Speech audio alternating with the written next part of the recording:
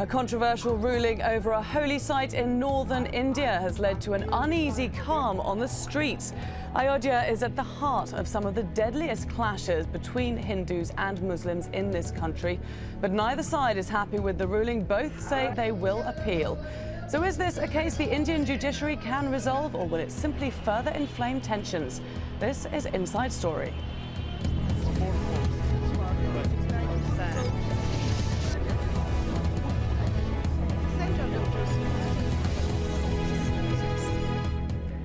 Hello and welcome to the programme. I'm Laura Kyle. It's a legal battle that began 60 years ago over a conflict that dates back 3 centuries. Now, finally, there's a verdict, the bone of contention, a holy site in India's city of Ayodhya, one claimed by both Hindus and Muslims. A court in northern India has awarded the controversial land to both sides. But as Prerna Suri reports, it's a compromise that's unlikely to draw a line under the dispute. This was supposed to be the moment a solemn judgment was given on one of India's longest-running and most sensitive legal cases. And this is how it turned out. 3 lawyers brandishing judgments from the Babri Mosque case. As Indian forces try to keep order, the press jostle and push to get a hold of it. In the end, it was a 3-way split. What political and religious groups couldn't manage to achieve in the last few years, this Indian court has done. And that's to come up with a compromise solution. In this judgment, it clearly states that the disputed land in Ayodhya will be divided in 3 parts, between 2 Hindu groups and a Muslim group. But the 2,000-page judgment has ordered a status quo at the religious compound for 3 months before the land can be handed over. Hindu right-wing parties have welcomed the judgment, but have urged people to refrain from celebrating. Lawyers representing Muslim groups say they're partly disappointed. The much-anticipated judgment was also a cause of worry for the government. Fears of widespread communal tension provoked elaborate security arrangements across the country, as the Indian Army and Air Force were put on high alert. With the verdict almost certain to be challenged, a final decision on one of India's most divisive issues in its post-partition history could take years. Prerna Suri, Al Jazeera, New Delhi.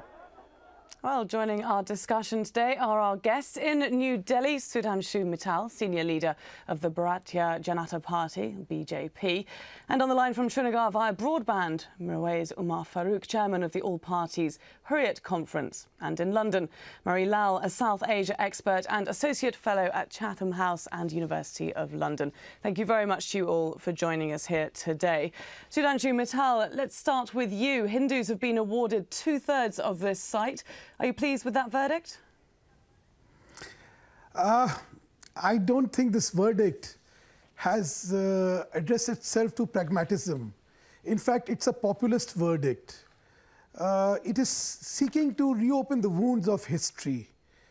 I am disappointed, frankly, though from some point of view, the fact that the judicial sanction is now there for the belief that Lord Ram, the holiest of gods of the Hindus, was born at that exact spot which the people claimed he was born at. That has been upheld by the courts. So that is something, a redeeming feature. But as I said, this judgment seeks to correct history. My contention is, from what point of history do you want the correction? 1992, when the structure was demolished? 1949, when the statues had come in the mosque, or 1528, when the mosque was built on a demolished Hindu temple. Pragmatism should have said, look, there exists a temple right now, there is no structure of the mosque existing as of today, so let's not correct history. What exactly were you hoping for then? Beg your pardon? What exactly were you hoping for? You see, I was hoping that, considering the pragmatic situation, that it is not feasible today now to erect any mosque there. This fact should have been recognized by the judiciary. You see, right now there exists a temple at a place which is claimed to be the birthplace of Lord Ram. You see, the issue is not a temple versus a mosque. It is the holiest place of worship for the Hindus, the millions and millions of the Hindus of the country. Now, as it exists today, there is a temple, there is worship which is going on, and there is no structure of a mosque there. Now, in the foreseeable future, can anybody imagine that a mosque will be constructed or will come up adjacent to the place where the deities are installed there? No way. It's Okay, not well, going to happen. let's throw that point to Mirwais Umar Farouk. Can you ever see a mosque at this site? Well, I think, first of all, I would like to comment on the judgment. And I think it's unfortunate that the judgment is very much disappointing because it has completely overlooked the fact that a mosque was there for the last 450 years. And I think the way in which this judgment has come across is a very clear indication that it seems to be a very political judgment rather than a judgment which is based on justice.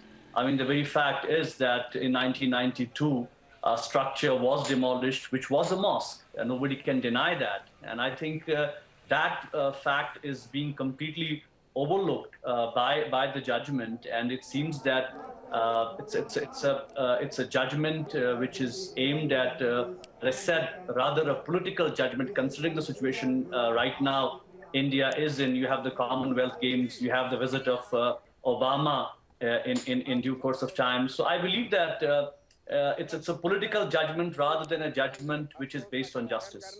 And yet, Muslims have been in this verdict, according to this verdict, allocated a third of the line where potentially you could rebuild a mosque. Is that not enough? Well, I don't think, I think the basic issue here is not 1/3 of the issue. I mean, if the court is saying that the Muslims have no claim, then why give them 1/3?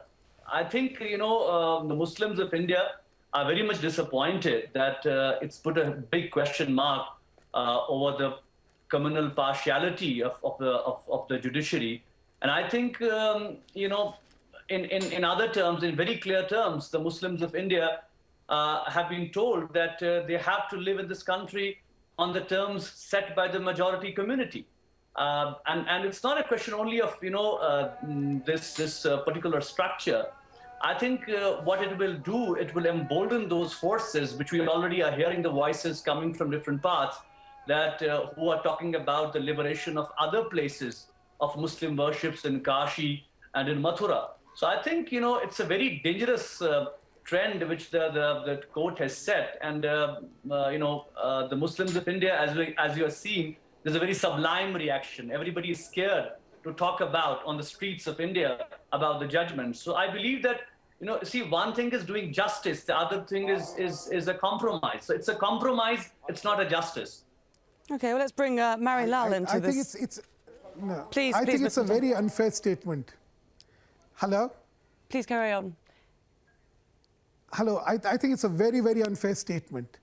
Look, he's talking about a structure existing 300 years back. As I said, if you go to the judgment says there existed a Hindu structure and the mosque was built out over that. Now, as I said, which part of history do you want to correct? Why 1992? Why not 1528 when the mosque was built at all? And after destruction of a temple. Now, this fact has been recognized in the judgment itself. The judgment says archaeological evidence which was produced before the court did establish the existence of a Hindu structure, and that this mosque has been built over that Hindu structure using the material of the Hindu structure. One more thing. This judgment also says that as per the Islamic tenets, you cannot have a mosque built on another place of worship. It also says that this structure cannot be called a masjid because it is un-Islamic. That's a part of the judgment. So as I said, look, what history do we want to correct? Okay, let's let Mr. Farouk respond to that. One point is very important, which is to be clear. If you look at the judgment clearly says that when the mosque was built, no temple was destroyed. Yes, it might have been the case that when the mosque was built, it was built, on a land where there might have been a structure some time back. But it has not been proved that a mandir or a temple was destroyed, and over that land this structure was built. So I think it's technically wrong when I think if you read the judgment, of Justice Sharma, it clearly states that there existed a Hindu structure and But this that mosque is has not- been that is built not- over that Hindu structure. And the archaeological that's not- evidence is what was below the mosque. And If you it look at also Justice states that the mosque has used the material which was a part of the structure of the Hindus, Hindu structure. Proved by what Mr. Khan has said. If you look at the judgment of Justice No, Khan, that is what Okay. the archaeological. Okay, That's the both of you, archaeological let's, evidence which was produced let's before take the a breath court. for a second, because we've got an awful lot to get through beyond the origins of this site. Let's bring Mary Lal in. This verdict was seen as a compromise, but clearly it's not worked. Well, this is exactly what I want to say. I do actually agree with the two other gentlemen who say that this is a political verdict, and it is certainly a political verdict, trying to find a compromise. And as you correctly say, the two sides are going to be fighting over this particular verdict. And by the way, it's not quite that simple because, as you said, I think in the opening package, I read that the judgment was over 5,000 pages long. I think the package said 2,000 pages. It's certainly a very complex situation. The problem is the court is trying to bring compromise to a situation which communities are not going to accept. I don't think there is enough maturity from the political side in India. I think the wider majority of Indians will want to lay this to rest. I mean, this is, after all, defined Indian politics for over the last 2 decades. In fact, the rise of the BJP is directly linked with the destruction of the Babri Masjid and in the early 90s, and has sort of made it a part of the BJP history. And the communal tensions which have arisen out of that have really defined the last 2 decades in India. I think it's a very distorted version of history. See, BJP came to power in 1998. The mosque was destroyed in 1992. We had an election but in 1996. As you very well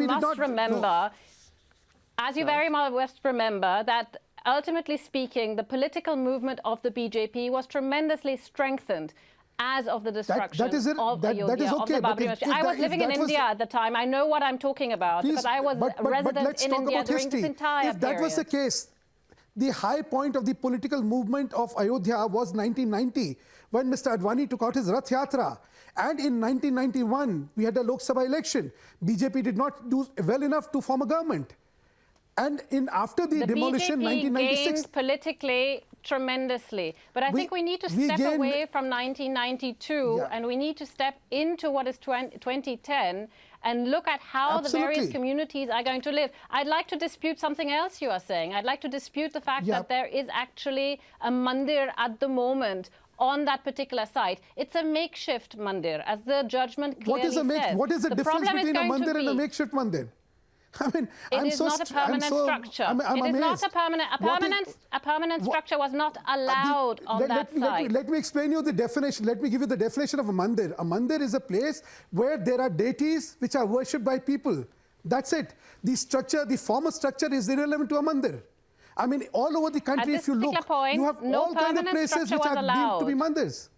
Beg your pardon? The problem will happen when either the Hindu communities, the two groups who have been awarded 2/3 of the land, or the Muslim community, which has been awarded 1/3 of the land, start erecting religious permanent structures. I think at that particular point in time, we'll see that there will be a politicization which will actually result in violence. Mary Lal, I'm going to cut in here just a second, because I think we need to provide a little bit of context to this clearly highly contentious issue. We have mentioned before it's been a flashpoint between Hindus and Muslims for centuries. It's also been the source of much bloodshed. Now, this Babri Masjid was built in 1528. Hindus say it was on the exact spot where one of their most revered gods, Rama, was born, as we've just been hearing. As early as 1853, there have been outbreaks of religious violence over the site. In 1859, British colonial rulers divided it between Muslims and Hindus, allowing both of them to worship there.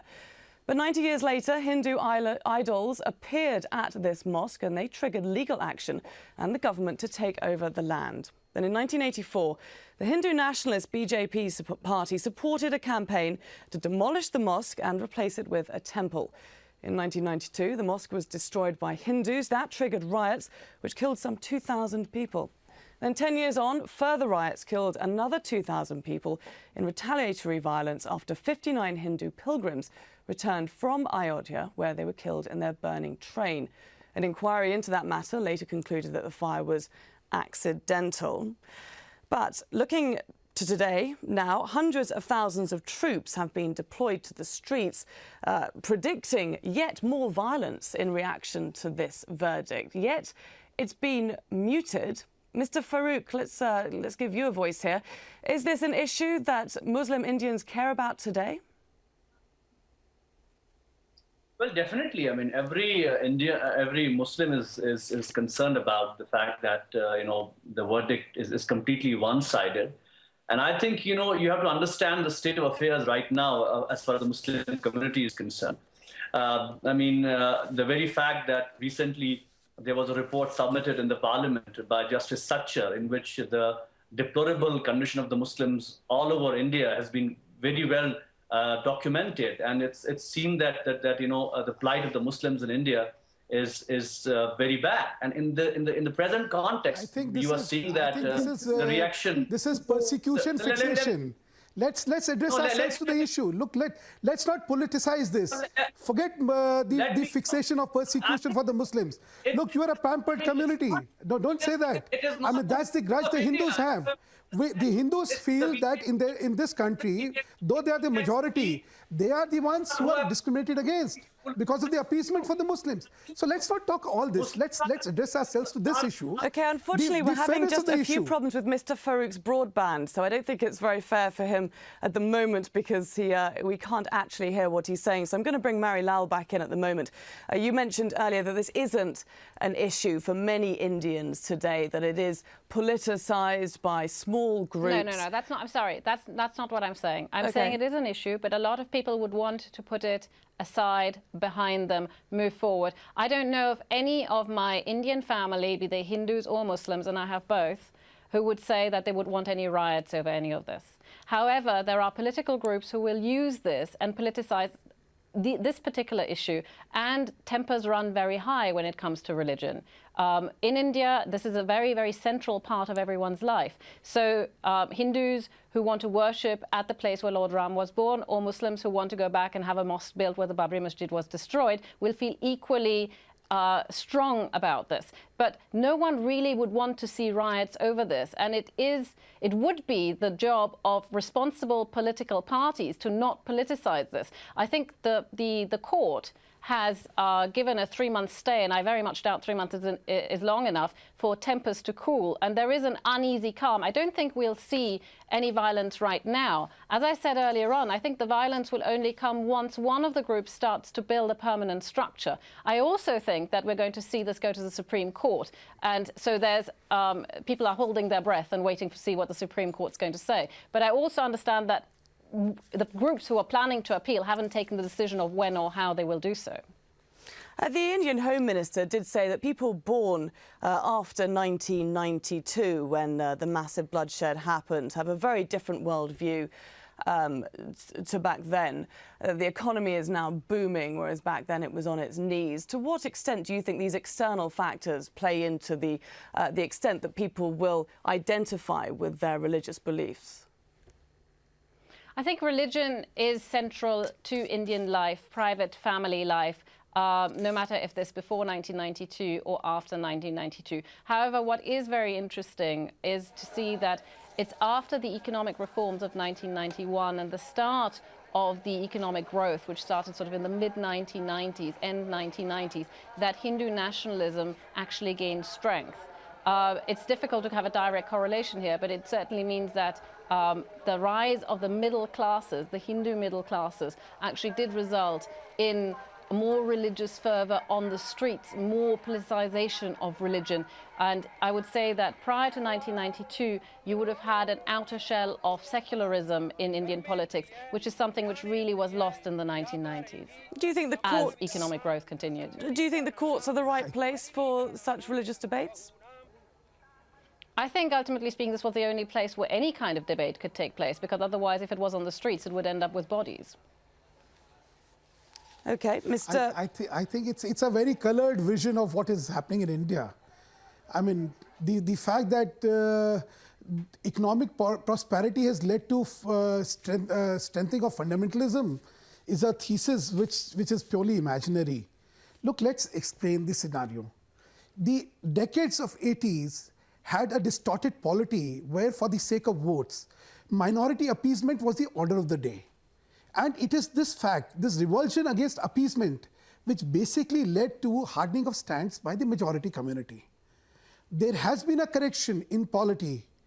Today, the politics of minority appeasement is fraught with the danger of a backlash. That is the reason why overtly, at least this is not the order of the day, by the parties which want to exploit the votes of the minorities. Today, it's a balanced polity where overtly at least, the feeling that the majority community is not discriminated against community is prevalent today. What I'm again saying is, look, let's examine how imbalanced the proposition is, how unfair the proposition is. As I said, are we discussing a temple versus a mosque? No. We are talking about the birthplace of Lord Ram, who is the most sacred of gods for the Hindus, and millions and millions of Hindus. At his birthplace, which in this judgment has been recognized as the birthplace of Lord Ram, a temple is sought to be made for worshipping that birthplace. Let's throw this forward. What's your next step? If you deny that, see, there is a history of 160 years of rioting in this country. As the lady itself pointed out, 1852 was the first time when there is recorded riots on this issue. Why do you want riots to continue? So what is your next step, Mr. Mittal? Today. Beg your pardon? What is your next step? My next step would be to appeal to my Muslim brethren. Look, let's be pragmatic. Let's look at what the situation is today and not in its history. Today, there is a temple, there is worship, and this is not a temple. This is a temple at the birthplace of Ram, which is the most sacred of gods for the Hindus, like the Makkah and Medina for the Muslims. Please show your magnanimity. Forget this conflict now.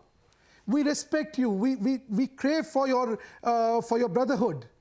Please look at the pragmatic situation. In the foreseeable future, there is not going to be a mosque there. Okay, Mr. Farooq, would you like to respond to that? We're running out of time.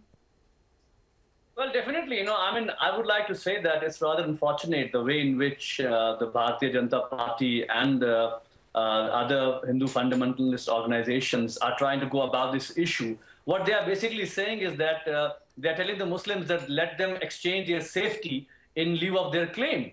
I think if you go by justice, I think, I'm sure that Muslim organizations are going to go to Supreme Court. They will fight the legal battle to the end. But the issue is not, as I said earlier, the issue is not only about this Babri Masjid issue. The issue is, what is the trend going to be? Is the Bharatiya Janata Party going, and the other Hindu fundamental organizations, are they going to dismiss their claim on issues of Kashi and Mathura? Because what it will do, it will set a chain of events into action, which will be very difficult for the Muslims of India to accept. So I think you have to understand the repercussions of the verdict and the approach in which the Muslim and the Hindu fundamental organizations have been since yesterday. They have been claiming victory, and already those forces are emboldened who are saying that it has paved the way for the construction of a grand temple. So I think what is the message which they are going to convey? All right, Mr. Farooq, indeed, it's clearly an issue that is not going to be over any time soon. I'd like to thank all of you very much for joining us. Mr. SUDHANSHU Mittal in New Delhi, Mirwais Umar Farooq in Kashmir, and Marie Lal in London. Thank you very much. And thank you for joining us here on this edition of Inside Story. As ever, we welcome your comments and suggestions. Do email them to us at insidestory@aljazeera.net. Bye for now.